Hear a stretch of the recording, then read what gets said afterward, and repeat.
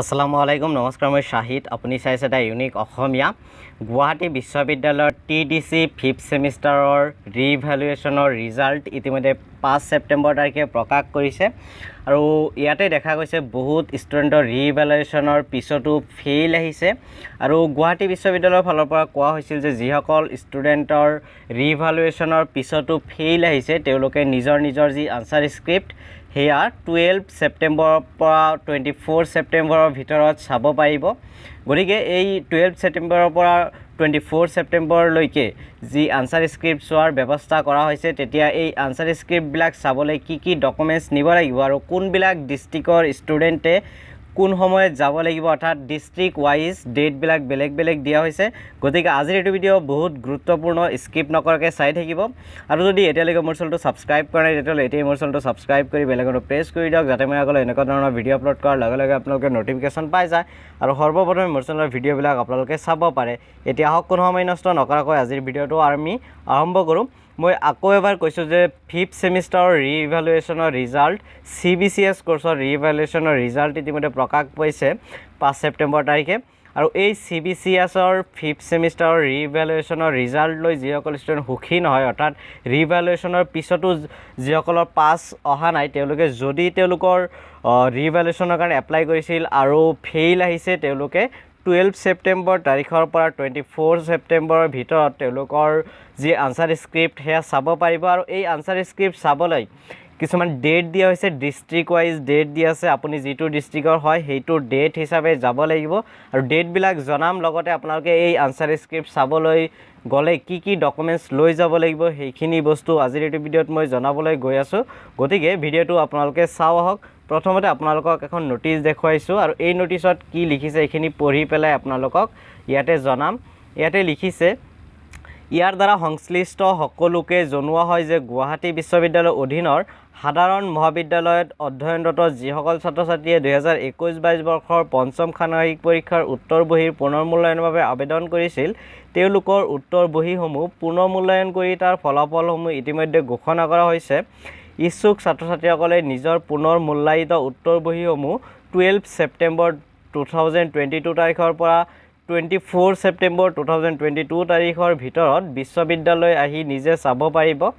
উত্তৰ বহী চোৱাৰ বাবে নিৰ্ধাৰণ কৰা নিৰ্দিষ্ট তাৰিখত বিদ্যালয়লৈ আহিবলৈ আহ্বান জনোৱা হ'ল ছাত্ৰ-ছাত্ৰীসকলে বিশ্ববিদ্যালয়লৈ আহোঁতে পৰীক্ষাৰ প্ৰৱেশ পত্ৰ অৰ্থাৎ এডমিট কাৰ্ড আৰু পুনৰ্মূল্যায়নৰ আবেদনৰ ৰচিদ নিজৰ লগত লৈ আহিব অৰ্থাৎ 2021-22 বৰ্ষৰ যিসকল 5th সেমিষ্টাৰৰ ষ্টুডেণ্ট আছিল তেওঁলোকৰ এবাৰ 5th সেমিষ্টাৰৰ ৰিজাল্ট দিলে আৰু এই ৰিজাল্টত বহুত খেলিমেলি হ'ল আৰু খেলিমেলি হোৱাৰ পিছত গুৱাহাটী বিশ্ববিদ্যালয় ঘোষণা কৰিছিল যে তেওঁলোকৰ বহি পুনৰ্মূল্যায়ন কৰিব পাৰিব 1 টকাও ফিজ নালাগে আৰু সেই হিচাপে বহুত ছাত্ৰ-ছাত্ৰীয়ে এই পুনৰ্মূল্যায়নৰ কাৰণে ৰি-ইভালুৱেশ্যনৰ কাৰণে এপ্লাই কৰিছিল আৰু সেই হিচাপে 5 ছেপ্টেম্বৰ তাৰিখে ইতিমধ্যে এই ৰি-ইভালুৱেশ্যনৰ ৰিজাল্ট গুৱাহাটী বিশ্ববিদ্যালয় প্ৰকাশ কৰিলে কিন্তু ইয়াৰ পিছতো কিছু ছাত্ৰ-ছাত্ৰী দেখা গ'ল যে তেওঁলোক সুখী নহয় কাৰণ তেওঁলোকৰ এতিয়াও বেক লাগি আছে আৰু এই সকল ষ্টুডেণ্টে যদি বিচাৰে তেতিয়ালে 12 ছেপ্টেম্বৰৰ পৰা 24 ছেপ্টেম্বৰৰ ভিতৰত নিজৰ আনসাৰ স্ক্ৰিপ্টখিনি চাব পাৰিব আৰু এইটো মেন্ডেটৰি নহয় যে ফেইল কৰা সকলো ষ্টুডেণ্ট যাবই লাগিব যিসকলে বিচাৰিছে যে আনসাৰ স্ক্ৰিপ্টবিলাক এবাৰ চাম তেওঁলোকে 12 ছেপ্টেম্বৰৰ পৰা 24 ছেপ্টেম্বৰৰ ভিতৰত যাব লাগিব কিন্তু যাবৰ কাৰণে এই যি 12 ছেপ্টেম্বৰৰ পৰা 24 ছেপ্টেম্বৰ ডেট দিছে ইয়াৰ মাজত 12 তাৰিখ 13 তাৰিখ 14 তাৰিখ এনেকৈ গোটেই অসমৰ জিলাবিলাকক ভগাই দিয়া হৈছে ডেটবিলাক আৰু সেই ডেট হিচাপেহে সেই বিশেষ জিলাৰ ষ্টুডেণ্টসকল যাব লাগিব জিলাৰ বুলি নহয় জিলাৰ যিবিলাক কলেজ আছে সেই কলেজৰ ষ্টুডেণ্টবিলাক যাব লাগিব মই ডিটেইলছ আহি আছো অকনমান পিছত কোনবিলাক কলেজত কোন দিনা যাব লাগিব আৰু এই যি আপোনালোকে আনসাৰ স্ক্ৰিপ্ট চাবলৈ যাব আনসাৰ স্ক্ৰিপ্ট যাবলৈ যোৱাৰ সময়ত আপোনালোকে যেটো 5th সেমিষ্টাৰৰ এক্সাম দিয়াৰ এডমিট কাৰ্ড আছিল সেই এডমিট কাৰ্ডটো লৈ যাব যদি এতিয়ালৈকে সিল মোহৰ এইবিলাক লগাব বাকি আছে সোনকালে কলেজৰ পৰা লগাই লওক আৰু তাৰ লগতে আপোনালোকে যেটো ৰি-ইভালুৱেশ্যনৰ কাৰণে এপ্লাই কৰিছিল হেটো একনলেজমেন্ট পেজ এখন ওলাইছিল আপোনালোকে নিশ্চয় গম পায় ৰি-ইভালুৱেশ্যনৰ পিছত যেটো পেজ ওলাইছিল সেই পেজটো আৰু আপোনালোকৰ 5th সেমিষ্টাৰ এডমিট কাৰ্ড যেটো প্ৰিন্সিপালৰ ষ্টাম্পটো লগাই ল'ব নহলে কিন্তু এটো গ্ৰহণ নকৰে এতিয়া এইটো ডেটবিলাক কেতিয়া কোন কলেজৰ কাৰণে দিয়া হৈছে 12 ছেপ্টেম্বৰ যেটো ডেট এয়া অবিভক্ত ধুবুৰী জিলাৰ মহাবিদ্যালয়সমূহ অৰ্থাৎ অবিভক্ত ধুবুৰী জিলাৰ যিখিনি কলেজ আছে যেনেকৈ আগতে ধুবুৰী আছিলে তাৰপিছত কোকৰাঝাৰো চাগে আছে নহয় কোকৰাঝাৰ নাছিলে বা মই গোটেইখিনি নাম নাজানো অবিভক্ত ধুবুৰী জিলাৰ কিমানখিনি কলেজ আছে এতিয়াতো ধুবুৰী জিলা ভাগ কৰা হৈছে গতিকে আগত যিখিনি ধুবুৰী জিলাৰ গোটেই কলেজবিলাক আছিলে সেই কলেজবিলাকৰ ষ্টুডেণ্টসকলে 12 ছেপ্টেম্বৰ তাৰিখে যাব লাগিব বঙাইগাঁও জিলাৰ কলেজসমূহৰ ষ্টুডেণ্টবিলাকে 13 ছেপ্টেম্বৰত যাব লাগিব গোৱালপাৰা জিলাৰ মহাবিদ্যালয়সমূহে 15 ছেপ্টেম্বৰ তাৰিখে যাব লাগিব নলবাৰী আৰু মৰিগাঁও জিলাৰ ষ্টুডেণ্টবিলাকে 16 ছেপ্টেম্বৰ তাৰিখে যাব লাগিব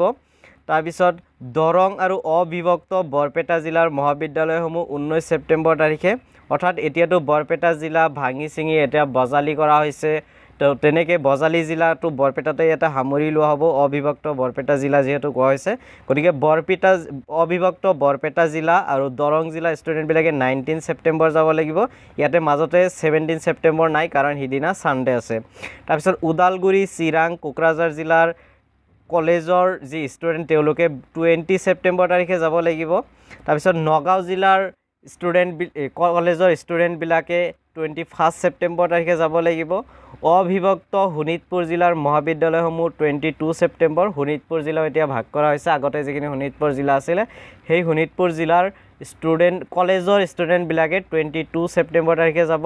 হোজাই কামৰূপ গ্ৰাম্য আৰু মহানগৰ জিলাৰ মহাবিদ্যালয়সমূহৰ ষ্টুডেণ্টসকলে 23 ছেপ্টেম্বৰ তাৰিখে যাব পাৰিব আৰু কামৰূপ গ্ৰাম্য মহানগৰ জিলাৰ মহাবিদ্যালয়সমূহৰ ষ্টুডেণ্টবিলাকে 24 ছেপ্টেম্বৰ তাৰিখে যাব পাৰিব অৰ্থাৎ কামৰূপ গ্ৰাম্য আৰু মহানগৰ জিলাৰ ষ্টুডেণ্টবিলাকে 23 ছেপ্টেম্বৰতো যাব পাৰিব 24 ছেপ্টেম্বৰতো যাব পাৰিব কিন্তু হোজাই জিলাৰ ষ্টুডেণ্টবিলাকে 23 ছেপ্টেম্বৰ তাৰিখে যাব লাগিব আৰু এই যিবিলাক ডিষ্ট্ৰিক্টবিলাক দিয়া আছে মই এটা কথা ক্লিয়াৰ কৰিছোঁ ডিষ্ট্ৰিক্টবিলাক কলেজৰ কাৰণেহে আপুনি কোন ডিষ্ট্ৰিক্টৰ পৰা বিলং কৰে সেইটো মেটাৰ নকৰে অৰ্থাৎ ইয়াতে কোৱা হৈছে যে কলেজ কোনখন ডিষ্ট্ৰিক্টত আছে সেইটো হিচাপে সেই ডেটত যাব লাগিব মই অকণমান দেখুৱাইছোঁ আপোনালোকে ইয়াতে স্ক্ৰীনশ্বট মাৰি ল'ব পাৰিব যদি বিচাৰিছে চ' এইখিনিয়ে হ'ল আজিৰ ভিডিঅ'টো আশা কৰিছোঁ আপোনালোকে ভাল পাইছে যদি ভিডিঅ'টো ভাল পাইছে ভিডিঅ'টো লাইক কৰিব শ্বেয়াৰ কৰিব